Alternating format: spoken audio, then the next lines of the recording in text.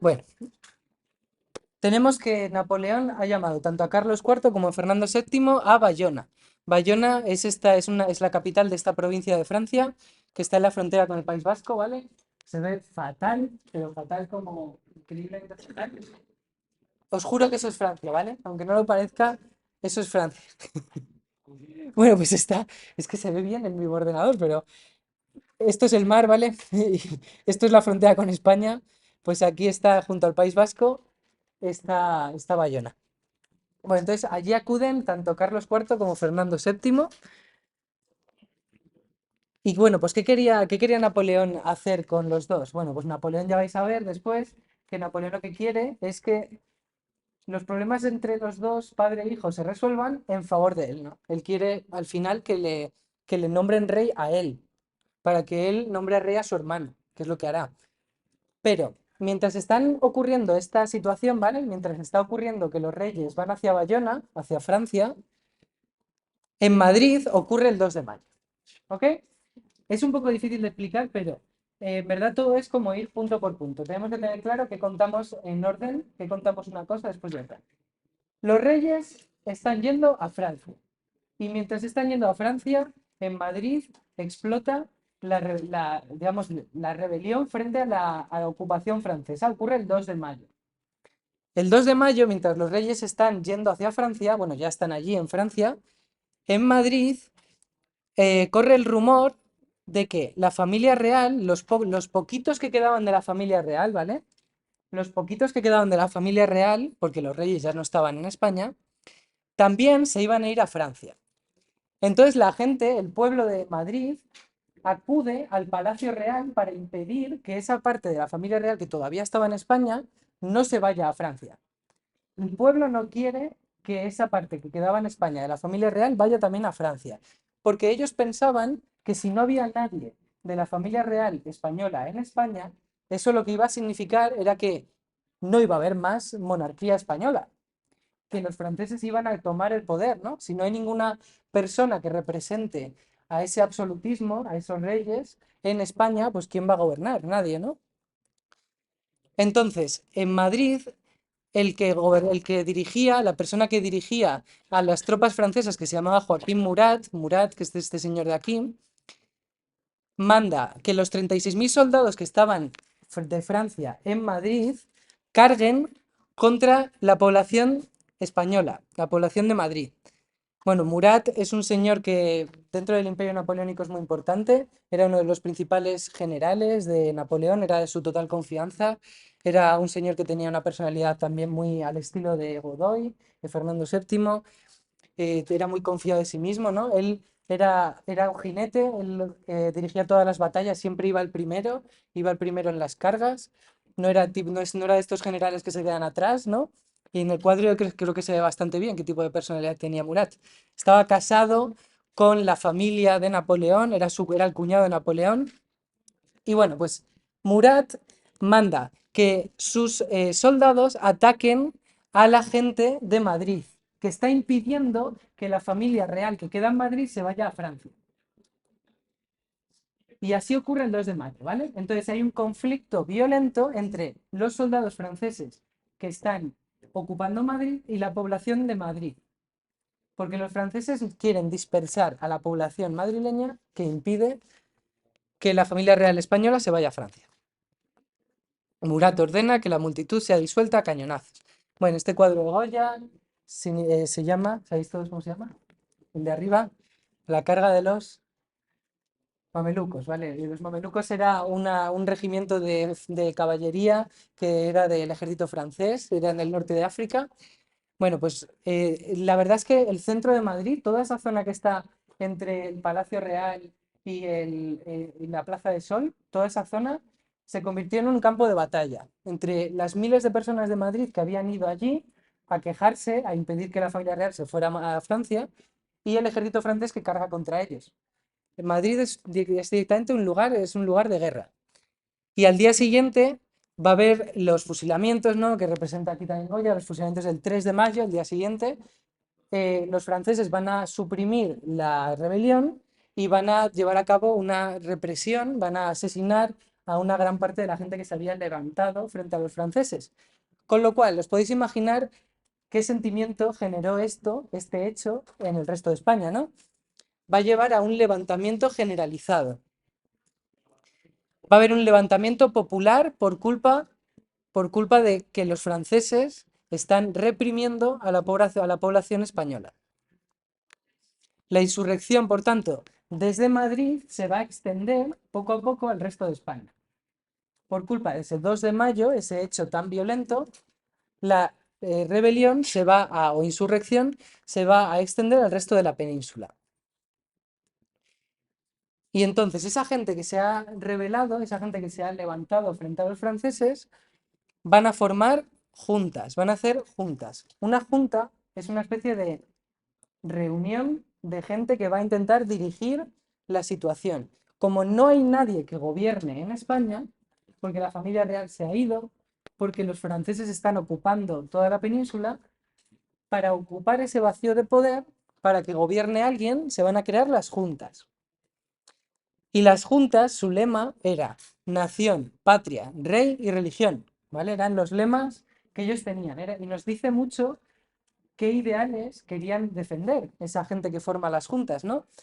Ellos están levantando frente a los franceses, están arriesgando a morir, porque los franceses han matado a la gente que se ha rebelado contra ellos en Madrid, se están levantando frente a los franceses por defender la nación, la patria, al rey y la religión. Los franceses, durante la Revolución Francesa, habían llevado a cabo muchos actos anticlericales. Entonces los españoles, que eran muy católicos, veían a los franceses como casi como unos herejes. Entonces ellos querían defender la religión católica. Perdona. Fernando VII. En los dos, tanto Carlos IV como Fernando VII, habían acudido juntos a Bayona. Ellos ya estaban fuera, estaban en Francia con Napoleón. El de Aranjuez. Ese se había ya calmado cuando Fernando VII es nombrado rey. Realmente cuando Fernando VII y Carlos IV se van a Francia, quien es rey es Fernando VII. Porque tras el motín de Aranjuez ha sido rey él. El motín de Aranjuez ha triunfado. Solo que han pasado muy poquitos días.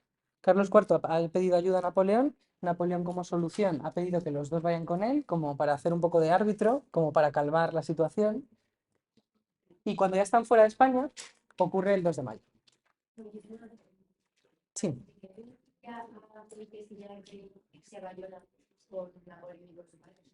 A Fernando. ¿Por qué va? ¿Qué le beneficia? Hombre, pues él quería que Napoleón le aceptara como el rey legítimo.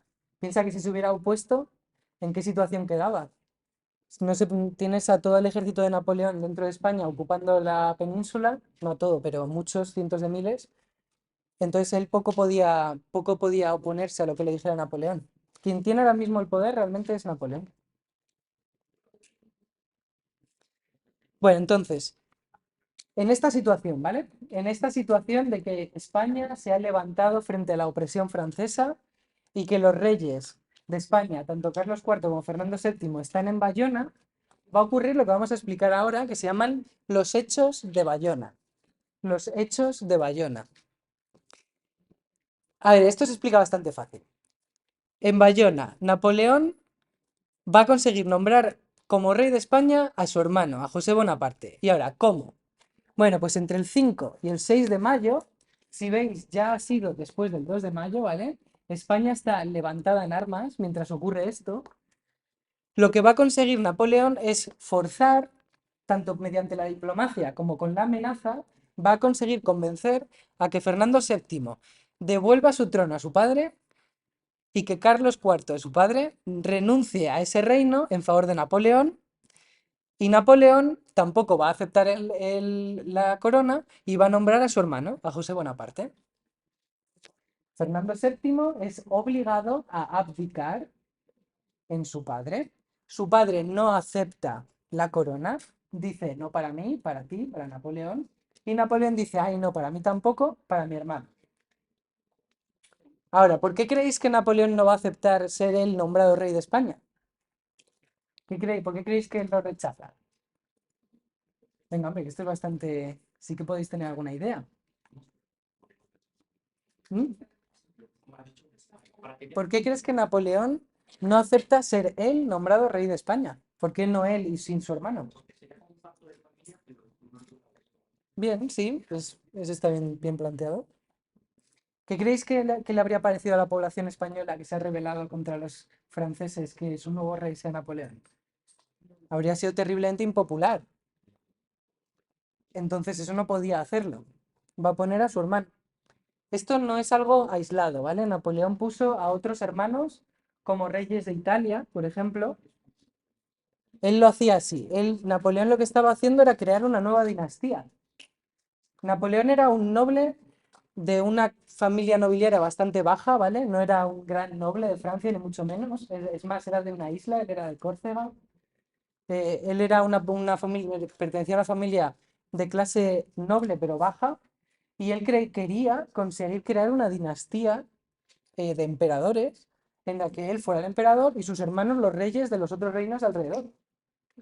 Y así controlar España por medio de que el rey es su hermano. Bueno, entonces entendido, ¿no?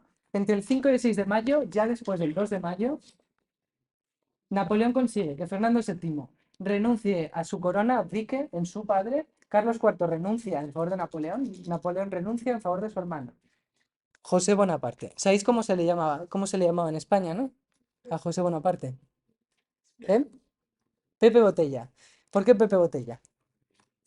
Se decía que bebía mucho. Sí. Y bueno, es este señor que tenéis aquí. Bueno, esto no lo voy a poner.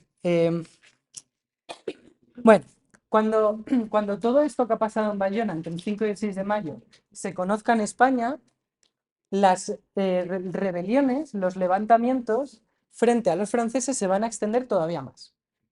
Con lo cual, si ya el 2 de mayo había hecho que la rebelión se expandiera por la península, cuando el resto de la península conozca lo que ha pasado en Bayona, el levantamiento va a ser todavía mayor. Bueno, en este gráfico tenemos aquí lo que ocurre, acciones populares, ¿no? Lo que hace la gente.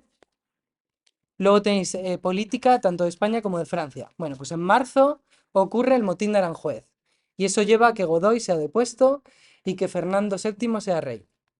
En abril, la Junta de Gobierno autoriza que la familia real vaya a Bayona, porque lo ha pedido Carlos IV. En mayo, el 2 de mayo, ocurre el levantamiento y la represión del día 3, que realmente es el inicio de la guerra, porque es cuando el levantamiento popular empieza a extenderse. En España se van a formar esas juntas, que son las que van a ocupar ese vacío de poder que hay en España, porque ya no hay familia real que gobierne. En Francia va a ocurrir las abdicaciones de Bayona. Luego, al mes siguiente, en junio, desde España se envían representantes a una Junta Suprema, que esto lo vamos a explicar ahora, y en Francia se va a crear el Estatuto de Bayona, que es lo que voy a explicar ahora. Bueno, los franceses tienen un plan para gobernar España, ¿vale? La familia de Napoleón y su hermano tienen un plan para gobernar España. Y para ello van a crear un documento legal que no es una constitución, pero se parece a una constitución. Y esto lo vamos a tratar bastante también en el epígrafe que viene. Los franceses quieren extender las ideas básicas de la Revolución Francesa, pero las básicas, ¿vale? Unos principios mínimos del liberalismo. ¿Cuáles son esos principios básicos del liberalismo? Pues que no puede existir el feudalismo, ¿no? Que tiene que haber una igualdad de derechos entre las personas, este tipo de ideas liberales, pero que tampoco es que vayan aquí a acabar con el antiguo régimen, porque Napoleón es un emperador autoritario, es un emperador absolutista. Pese a que Napoleón en verdad es un personaje súper interesante porque él era un genio tanto del ejército como de las leyes. El código, el código civil y el código penal españoles, los dos realmente siguen el mismo modelo del código que había hecho Napoleón para Francia. Napoleón era un genio tanto en filosofía como en guerra, ¿vale? Entonces Napoleón tenía ideales propios de la Revolución Francesa, pero a la vez era un déspota, era un rey absolutista, un emperador. Entonces los franceses quieren extender esos principios del liberalismo, pero desde el absolutismo para España. ¿Y cómo lo hacen? Bueno, pues se llama el Estatuto de Bayona, ¿vale? El Estatuto de Bayona. Y es cuando vosotros digáis lo que es, tenéis que decir, es una carta otorgada. Es una carta otorgada.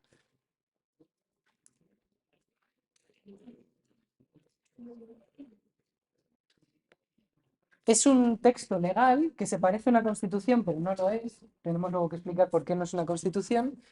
Es un texto legal que va a sentar cómo se va a gobernar España bajo el reinado del hermano de Napoleón, de José. Ahora, ¿por qué no es una constitución? ¿Por qué es una carta otorgada? Porque una constitución es un documento que emerge del pueblo y que luego el rey firma. La constitución la tiene que hacer unas cortes, porque las tiene que escribir la gente. Y esto no lo ha escrito la gente. Esto lo ha escrito, bueno, Napoleón y sus consejeros para que el nuevo rey de España, José Bonaparte, lo imponga.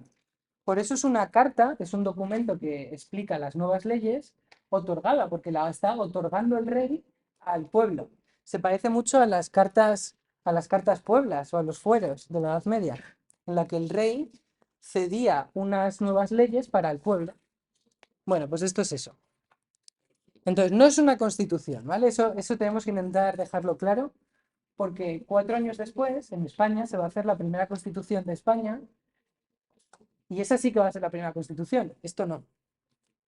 Bueno, entonces, dime. ¿Esto?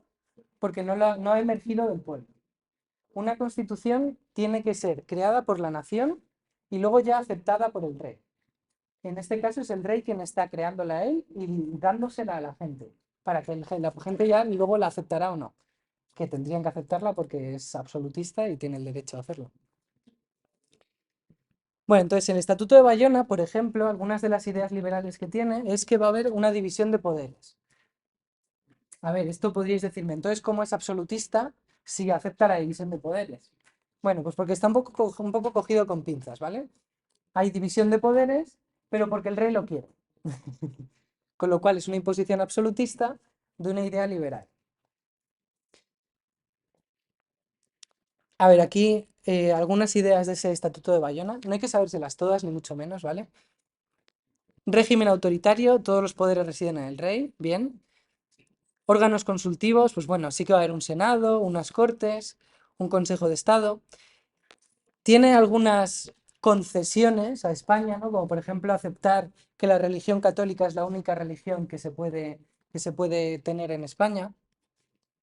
¿Y cuáles son las medidas modernas? Bueno, pues por ejemplo, no se van a permitir que sigan existiendo los señoríos. Se abolen los señoríos, según la carta otorgada que es el Estatuto de Bayona. O por ejemplo también disuelven la Inquisición española.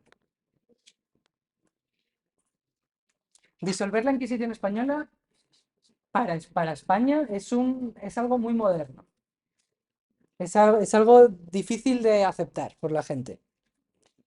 Y luego una limitada declaración de derechos. Por ejemplo, libertad de imprenta, libertad de comercio, habeas corpus, que es el derecho a que no te puedan detener si no hay una acusación formal de que has cometido un delito. Bueno, entonces, en Francia se otorga esta nueva forma de gobernar, que es el Estatuto de Bayona. Es más, es que lo dice el propio nombre, ¿no? Viene de Francia, viene de Bayona.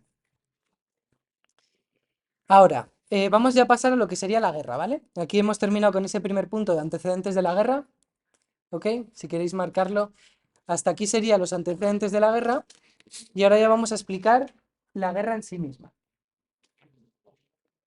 Lo primero, lo primero que vamos a hacer es dejar claro cuáles son los bandos, ¿vale? Hay dos bandos y tenemos que explicar quiénes son cada uno. Si recordáis la guerra de sucesión española, decíamos que era una guerra tanto civil, entre comillas, tanto una guerra entre los propios reinos de la península, ¿no? Porque en la guerra de sucesión la corona de Castilla apoyaba a Felipe de Anjou y a Carlos le apoyaba Aragón, ¿no? Y en esa guerra de sucesión también había una parte de la guerra que era internacional, ¿no? Bueno, pues aquí es un poco parecido, porque se va a mezclar las guerras que hay fuera de Europa con Napoleón como la guerra que va a haber dentro de España. Y es que en España va a haber gente española que va a estar a favor de José Bonaparte. Y ahora vamos a ver quiénes son. Entonces, tiene también un punto de guerra civil, ¿vale? Tiene un punto de guerra civil. Había un importante sector de la población española que sí que quería que el rey fuera José Bonaparte. Entonces, dos bandos. La España de José Bonaparte, que va a ser los territorios que estaban realmente ocupados por el ejército francés, era donde el ejército francés controlaba la situación, pero hubo lugares de España en los que al ejército francés se le fue de las manos y perdieron el control. Y eso va a ser la España de la insurrección y la resistencia. Territorios donde no dominan los franceses. Entonces ahora explicamos uno y el otro. En el libro tenéis este mapa, que aquí se ve fatal. Si tenéis el libro lo podéis ver ahí. En el mapa nos dice cuáles son los territorios que estaban totalmente controlados por el ejército francés. Pues es este que está aquí. Este de aquí es el territorio de mayor dominio francés. Luego, esta zona del centro, alrededor de Madrid, es la zona en la que José intentó gobernar. Intentó el centro. Portugal y Galicia es la zona que no llegaron a controlar los franceses. Y el sur, Andalucía, es una zona que va a estar entre medias. Va a haber periodos en los que los franceses van a tener un poco de control, tampoco mucho, es más, bastante poco, pero principalmente era un territorio sin control francés. Entonces, primer bando, la España de José I. ¿Quiénes apoyaban a José I? Bueno, pues lo primero es su ejército, ¿no? A ver, es que él tiene una carta que es muy poderosa, que es la gente lo que es el ejército de su hermano, el ejército de Napoleón. Pero esos son franceses. ¿Qué gente de España le apoyaba? Bueno, pues estaban los afrancesados. ¿Quiénes van a ser esos afrancesados? Bueno, pues y por ejemplo, muchos de los ilustrados. Son gente que estaba a favor de las ideas de la Revolución Francesa y que querían que España se modernizara gracias a que le gobierne una persona de Francia. Es como la visión de que la solución de España es Europa, ¿no? España lo que necesita es modernizarse al estilo de Francia. Eso es lo que se pensaba en el bando afrancesado. Y luego también están los serviles. Los serviles son gente oportunista, son gente que no le importa apoyar a uno o a otro con tal de que él tenga poder.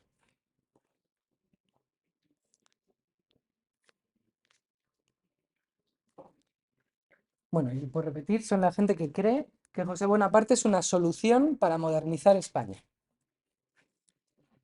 Y el siguiente bando son los que están levantados frente a los franceses, los insurrectos, ¿no? Los que se han rebelado. Bueno, en este bando pues, tendríamos al resto de la población. Tenemos tanto a la gente de a pie, la gente de los pueblos, la gente que es campesina, que muchos van a tomar las armas para atacar a los franceses.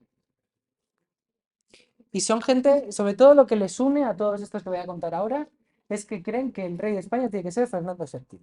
No aceptan como rey legítimo a José Bonaparte. Ahora, esta gente que apoya a Fernando VII, en verdad, dentro de ellos tenemos a dos tipos de grupos sociales que son verdaderamente opuestos. ¿Por qué? Unos van a ser los liberales y otros son los absolutistas. Claro, no tienen nada en común, liberales y absolutistas. Dime. ¿Y a Carlos cuánto? Los liberales son gente que cree que hay que modernizar España, pero que no quieren que lo haga Francia, ¿vale? Son gente que no quiere que España esté controlada desde el extranjero, mientras que los absolutistas son esos partidarios del antiguo régimen, ¿no? Al 100%. Son gente que quiere el absolutismo 100%. Son los que defienden pues, la patria, la iglesia, ¿no? La religión, la Inquisición, todas estas ideas. Os podéis hacer la idea de que muchos van a ser nobles muchos van a ser clérigos, pero en gran medida también va a ser la población de a pie. La población de a pie, que son gente que no está educada, muchos de ellos creían que el mundo se regía porque Dios lo quiere y que si te opones a que existan tres estamentos, estás yendo en contra de Dios, ¿no? Pensad que la España rural y la España urbana, en verdad muchos pensaban así. Pensaban que el mundo tenía que ser como había sido siempre. Por mucho que sea injusto, por mucho que sea duro, que sea pobre. Entonces, Sí, hablas de España que se quedaron los de Valle, no estaba a favor de la no, ni mucho menos. No, no, eran gente de a pie. Venga, ahora, esos serían los bandos, ¿vale? Y ahora vamos con el desarrollo de la guerra, las fases. Si queréis apuntarlo, es el punto 3 del libro, ¿vale? El desarrollo de la guerra.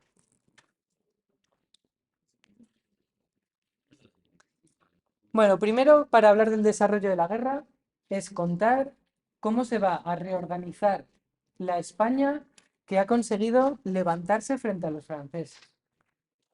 La España que ha conseguido quitarse de encima al control francés tiene que reorganizarse. Ya hemos dicho que lo van a hacer en juntas, pero vamos a decir un poco más precisamente cómo fue.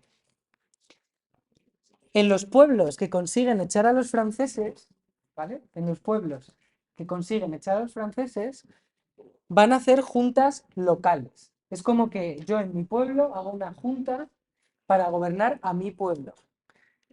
Pensar que es que realmente toda la forma de gobierno que había en España se ha ido al traste. Es una situación de guerra, de caos. Además, vamos a ver que es una guerra que fue hiperviolenta. Fue una guerra brutal. Bueno, esas juntas locales lo que quieren es gobernar las zonas pequeñitas, ¿no? Lo que serían los pueblos. Van a ser sobre todo clero y nobleza, como es lógico, ¿no? Son gente que sigue el antiguo régimen. Luego, esas juntas locales se van a unir en juntas provinciales, ¿vale? Va a haber juntas provinciales para reunir a diferentes juntas locales. Las juntas locales se reúnen como juntas provinciales. El objetivo es coordinarse, ¿vale? Estar coordinados, gobernarse de manera coordinada. Y luego esas juntas provinciales se juntan en una Junta Suprema Central. Junta Suprema Central, que es la junta que sirve para reunir a todas las demás.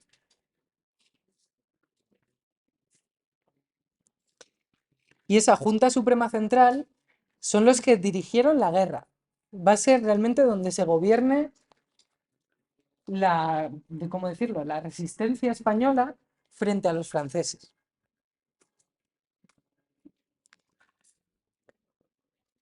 Bueno, se entiende, ¿no? Si no, no pasa nada, de verdad, que siempre podéis preguntar. Y ahora, solo tenemos que comentar una cosa más de esto. En 1810, esa Junta Suprema Central se va a desintegrar, se va a disolver en favor de un consejo de regencia. Pensad que esto es como se había gobernado España siempre, ¿no? Con los consejos. Pues como ya han pasado más de un año y medio de guerra, la Junta decide que se necesita organizar mejor y lo que hacen es disolverse y crear un consejo de regencia. Ahora, ¿por qué regencia? Pues porque no hay rey en España, ¿no? Entonces, ¿quién va a gobernar por el rey? Pues el consejo. El consejo es el regente del rey, que no existe en España porque está prisionero en Francia. Durante toda la guerra de independencia, tanto Fernando VII como Carlos IV estuvieron presos, bueno, presos, estaban encerrados en un palacio, viviendo muy bien, pero sin poder salir de allí, en Francia. Y Carlos IV no va a volver a pisar nunca España. Se fue a Italia. Fernando VII no le permitió nunca volver a España a su padre, y bueno, que muchas veces lo pidió, va a morir creo que en 1819. Ahora, ese Consejo de Regencia se va a sentar en Cádiz.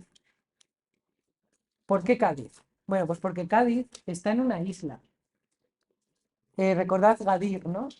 Gadir, de los cartagineses, de los fenicios, Gadir seguía el mismo modelo de Tiro.